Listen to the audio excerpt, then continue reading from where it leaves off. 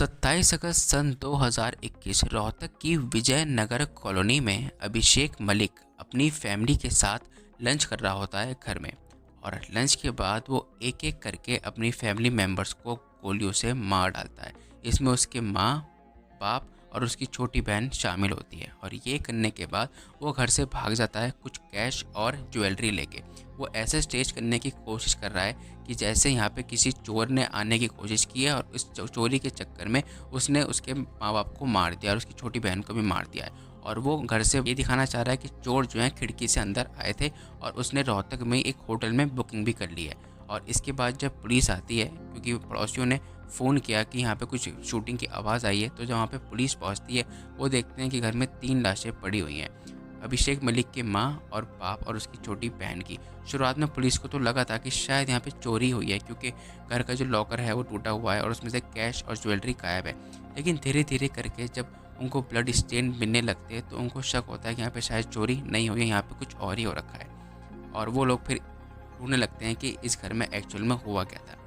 ये केस है सन 2021 का और ये अभिषेक मलिक का केस है और ये उस टाइम का काफ़ी ज़्यादा फेमस केस है। आइए जानते हैं कि अभिषेक मलिक ने ऐसा क्यों किया अपनी फैमिली के साथ में, और कौन सा बच्चा है जो अपने ही माँ बाप और अपनी छोटी बहन को मार सकता है। उसके साथ ऐसा क्या हुआ था। अभिषेक के इस दर्दनाक और खौफनाक कदम को जानने से पहले हमें जानना होगा कि अभिषेक की फैमिली कैसी थी। अभिषेक के फादर प्रदीप मलिक एक प्रॉपर्टी डीलर थे। घर में पैसों की कोई कमी नहीं थी, लेकिन रिश्तों में कड़वाहट बहुत ज़्यादा बढ़ चुकी थी। अभिषेक की अपनी फैमिली से बिल्कुल भी नहीं बनती थी। उसे लगता था कि उसके घर वाले उसे समझते ही नहीं है। बात बात पर झगड़े और फ्रस्ट्रेशन ने घर का माहौल पूरे तरीके से खराब करके रख रखा था।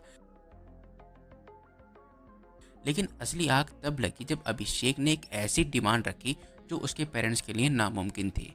अभिषेक अपनी आइडेंटिटी बदलना चाहता था। वो एक लेविश लाइफस्टाइल का शौकीन था और जेंडर रीअसाइनमेंट सर्जरी करवाना चाहता था। मतलब वो अपने आप को मेल से फीमेल में कन्वर्ट कराना चाह रहा था।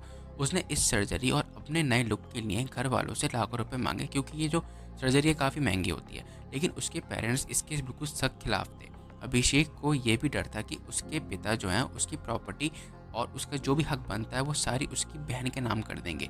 और उसकी बहन का नाम नेहा था और वो डरा हुआ था कि कहीं ये इसके नाम ना कर दे।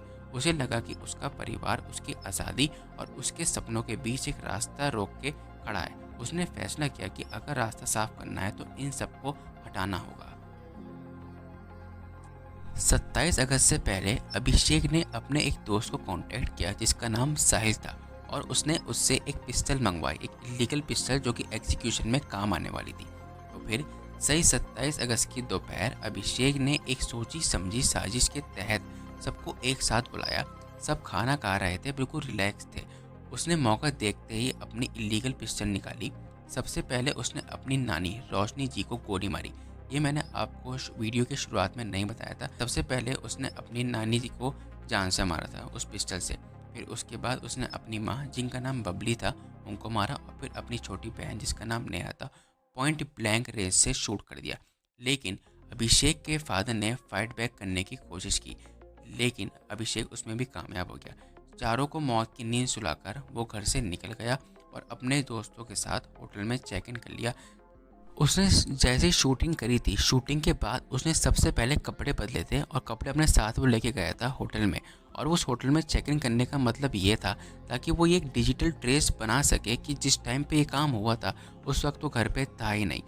इसके बाद जब पुलिस ने उसे एकदम अरेस्ट नहीं कर पाए थे, जब उन लोगों का फ्यूनरल हुआ, तब भी जो अभिषेक है वो बहुत ज़्यादा नॉर्मल था। वो एक्टिंग तो कर रहा था रोने की, लेकिन लोग कह रहे थे वो रो नहीं पा रहा था। और बल्कि जब पुलिस ने उससे बातचीत करने की कोशिश की थी तो अभिषेक ने बताया था कि मेरे पापा के प्रॉपर्टी के बिजनेस में काफ़ी सारे दुश्मन भी थे, ताकि वो आसानी से पुलिस को मिसलीड कर सके। उसको लग रहा था वो इस चीज़ से निकल जाएगा, क्योंकि उसने चोरी तो पहले से स्टेज कर ली थी और उसको ये भी लग रहा था कि उसने जो है अपना एक डिजिटल एविडेंस क्रिएट कर लिया है कि वो उस टाइम पे घर पर था ही नहीं।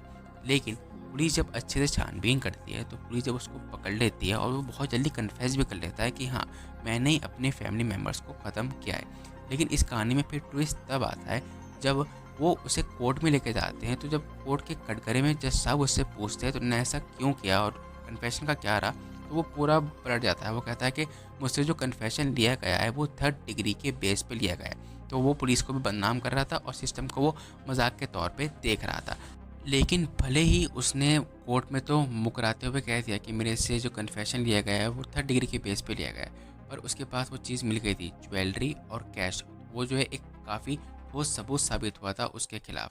और उसने जो ये क्रिएट करने की कोशिश की थी कि वो उस टाइम पे अपने घर पे था नहीं, तो जब वो होटल में गया था तो होटल में जाने से पहले जब वो अपने घर से निकला था तो पड़ोसियों के सीसीटीवी कैमराज ने उसकी सारी मूवमेंट कैप्चर कर ली थी। तो ये भी एक सबूत था उसके खिलाफ, जिसकी वजह से उसको ये कन्फेशन वाली बात चल नहीं पा रही थी बिल्कुल भी। और इसके अलावा भी जो अभिषेक की लाइफ थी वो बहुत डबल तरीके की थी। मतलब कि इंस्टाग्राम पे अभिषेक बहुत ज़्यादा एक्टिव था, सोशल मीडिया पे वो बहुत ज़्यादा एक्टिव रहा करता था। अपने माँ बाप से उसके झगड़े तो होते थे, लेकिन इंस्टाग्राम पे उनने कूल टाइप इमेज बना रखी थी। वो घंटों फ़ोन पे लगा रहता था। और जब पुलिस ने उसके फ़ोन को सीज़ किया और उसकी सर्च हिस्ट्री चेक की, तो उसमें सर्चिंग कुछ इस टाइप की निकल आई, जैसे कि how to commit a murder without getting cash और जेंडर रीअसाइनमेंट के जितने भी प्रोसीजर्स होते हैं उसकी वो सर्चिंग कर रहा था। तो ये भी एक सबूत है उसके खिलाफ, जो कि कोर्ट में आ गया था। तो मतलब कि जो कन्फेशन वाली बात थी वो टिक नहीं पा रही थी उसके सामने, क्योंकि भले ही उसने इनकार कर दिया था लेकिन सारे सबूत उसके खिलाफ ही हो रखे थे। तो अभिषेक को फिलहाल सज़ा मिल चुकी है और ये कोई अचानक से या फिर गुस्से में हुआ मर्डर नहीं था। अभिषेक ने हफ्तों से पहले से ही ये सोच रखा था कि मुझे मर्डर करना है, और उन्हें इंटरनेट पे एक परफेक्ट मर्डर करने की पूरी तरीके से स्ट्रेटेजी भी देख रखी थी। उसने अपने दोस्त साहिर की मदद लेके एक पिस्टल भी खरीदी, मर्डर भी किए, प्रूफ ख़त्म करने की कोशिश की, जैसे कि कपड़े एकदम चेंज कर लिए थे और घर के पीछे वाले रास्ते से निकल चुका था। भले ही वो सीसीटीवी में आ गया हो, लेकिन वो होटल रूम में पहुंचा हुआ था ताकि वो बता सके कि वो उस टाइम पे घर पे है ही नहीं। फिर भी उन्हें अपना कन्फेशन भी मना कर दिया कि नहीं, मुझसे कन्फेशन भी ज़बरदस्ती लिया गया है, लेकिन जितने भी सबूत थे वो उसके खिलाफ ही थे। और उसने सिर्फ इसलिए मारा क्योंकि वो उसे पैसे नहीं दे रहे थे, एक तो उसकी सर्जरी के लिए और उसकी जो लेविश लाइफस्टाइल वो जीना चाहता था उसके लिए। सिर्फ इस चीज़ के लिए उसने उन सबको ख़त्म कर दिया। और आपको बात बताऊँ कि उसने जो अपनी छोटी बहन को मारा था, वो कहते हैं काफ़ी ज़्यादा मतलब क्लोज जाके मारा था, बिल्कुल ही पॉइंट ब्लैंक रेंज से।